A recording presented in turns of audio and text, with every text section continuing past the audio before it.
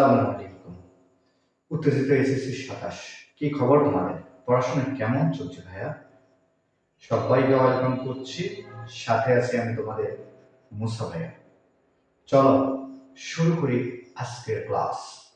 তোমরা ইতিমধ্যে আমাদের টাইপ ভিত্তিক ২টা ক্লাস করেছো। তার ধারাবাহিকতায় আজকে ৩ নম্বর ক্লাস। আমরা আজকের যে ক্লাসটা করব সেটা হলো রসায়ন প্রথম অধ্যায়, টাইপ ভিত্তিক ক্লাস। তোমরা ইতিমধ্যে টাইপ ভিত্তিক ক্লাসের গুরুত্বটা বা অনুধাবন করেছো, জানো টাইপ ভিত্তিক ক্লাস করে কতটা ভালো লাগতেছে এবং তোমাদের যে ইমপ্রুভমেন্টের বিষয়টা এটা আমি তোমাদের কমেন্টের মাধ্যমে বুঝতে পেরেছি। সো আর কথা না বাড়িয়ে চলো আমরা শুরু করি ক্লাসটা। ওকে,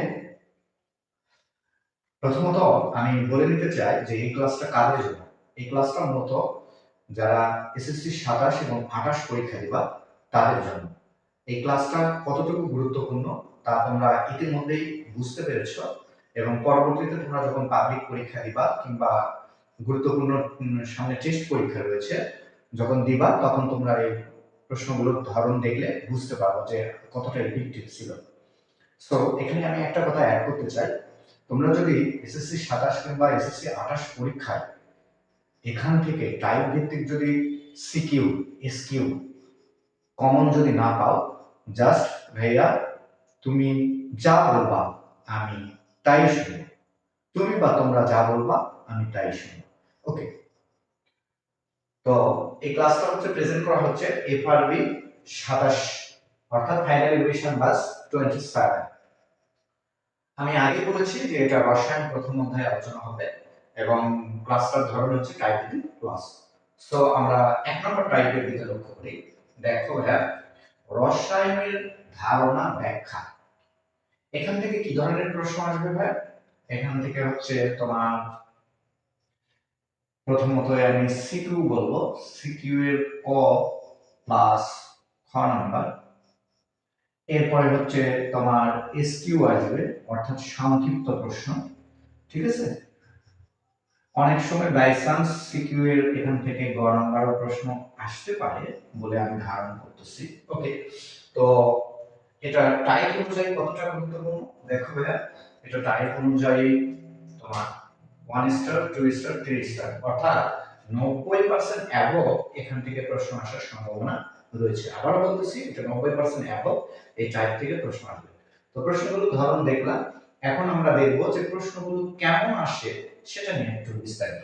তো সো এখান থেকে প্রথম প্রশ্নটা কি আসবে, রসায়ন কি, রসায়ন কি। এরপরে দ্বিতীয় যে প্রশ্নটা আসবে রসায়নের ধারণা ব্যাখ্যা। দ্বিতীয় প্রশ্নটা এরকম হতে পারে যে রসায়নের ধারণা ব্যাখ্যা। এরপরে আমরা জানি যে বিভিন্ন বিজ্ঞানী এই রসায়ন নিয়ে তাদের মতবাদ ব্যাখ্যা করেছে। তার মধ্যে মোস্ট ইম্পর্টেন্ট ডেমোক্রিটাসের মতবাদ। ডেমোক্রিটাসের মতবাদ, এরপরে এরিস্টটলের মতবাদ, এরিস্টটলের মতবাদ। এখানে আরেকটা প্রশ্ন অ্যাড করা যেতে পারে যে এরিস্টটল ডেমোক্রিটাসের মতবাদকে প্রত্যাখ্যান করেন কেন, অর্থাৎ প্রত্যাখ্যানের যে বিষয়টা কে প্রত্যাখ্যান করে একটু কাইন্ডলি দিলের কানটা উন্মুক্ত করে জাস্ট ক্লাসের দিকে ফোকাস করো।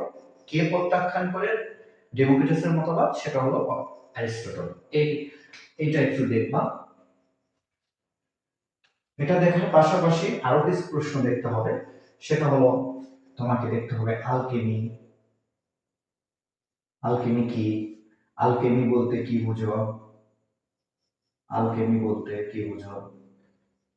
এরপরে আরো কি প্রশ্ন আসে, এটা কিন্তু আলকেমি বলতে কি বুঝো এটা কিন্তু 2 নাম্বার প্রশ্নতে আসবে অর্থাৎ সংক্ষিপ্ত বা সিকিউ এর হচ্ছে খ নাম্বার আসবে অনুধাবনমূলক প্রশ্ন। ওকে, এরপরে রসায়নের জনক, রসায়নের জনক, আধুনিক রসায়নের জনক কিংবা শুধু রসায়নের জনক। এরপরে এই যে প্রশ্নগুলো আছে এই প্রশ্নগুলো দেখবা। এরপরে আমাদের এসকিউ এর মধ্যে আরো কিছু প্রশ্ন আসে, যেমন আমি একটু বলে নিই তোমরা এটা নোট করে নিবা। সেটা হলো কাঁচা আম টক কিন্তু পাকা আম মিষ্টি কেন, এরপরে পেটে অ্যাসিডিটির জন্য অ্যান্টাসিড ওষুধ খাওয়া হয় কেন, ইত্যাদি আরো বিভিন্ন ধরন রয়েছে। এই প্রথম টাইপ থেকে, 1 নম্বর টাইপ থেকে, রাসায়নিক ধারণা থেকে এগুলো সুন্দর করে তোমরা টাইপ অনুযায়ী পড়ে নিতে হবে। ওকে, আমরা টাইপ 2 নিয়ে একটু আলোচনা করব। টাইপ 2 তে কি রাখা হয়েছে দেখো, রসায়নের সাথে বিজ্ঞানের অন্য শাখার সম্পর্ক বিশ্লেষণ। তো এখানে আমরা টাইপ ভেদে কতটুকু গুরুত্ব অ্যানালাইসিস করেছি, 1 2 3 4, অর্থাৎ আমরা 4 স্টার দিয়েছি ভাইয়া। তোমরা জানো যে 4 স্টার মানে 95% অ্যাবভ। এই প্রশ্নটা পরীক্ষায় আসার সম্ভাবনা কত পার্সেন্ট ভাইয়া? 95%, জাস্ট পরীক্ষায় আসার সম্ভাবনা। ওকে, তো এখান থেকে কি ধরনের প্রশ্ন আসে এটা একটু আমরা নিয়ে আলোচনা করি। এখান থেকে তোমার হচ্ছে